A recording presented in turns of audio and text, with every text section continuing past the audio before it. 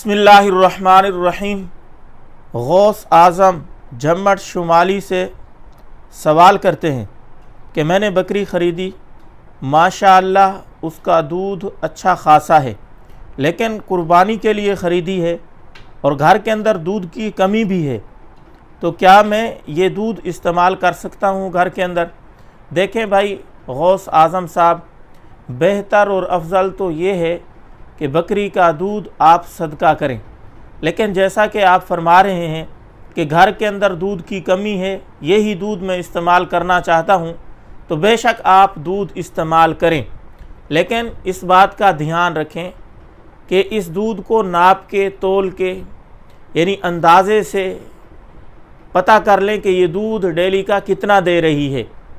कोई पैमाना मुंतखब कर लें, उसके अंदर नापते रहें, किलो हो, 1.5 किलो हो, आधा किलो हो, जितना भी बने, इसकी जो कीमत है दूध की वो आप किसी गरीब मिस्कीन को सदका करेंगे। ये सदका करना ज़रूरी है। आप दूध इस्तेमाल करें बेशक, लेकिन इसकी कीमत सदका करें। अगर आप कीमत सदका नहीं करेंगे गुनाहगार होंगे, इसलिए इसको इसी तरतीब से इस्तेमाल करें। इस क्लिप को जितने भी अहबाब देख रहे हैं ज़रूर शेयर करें। कुर्बानी का मौका है, बहुत सारे अहबाब के साथ ये मसला पेश आता है।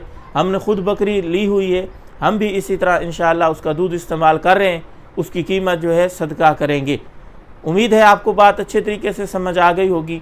अस्सलाम वालेकुम वरहमतुल्लाहि वबरकातुहू।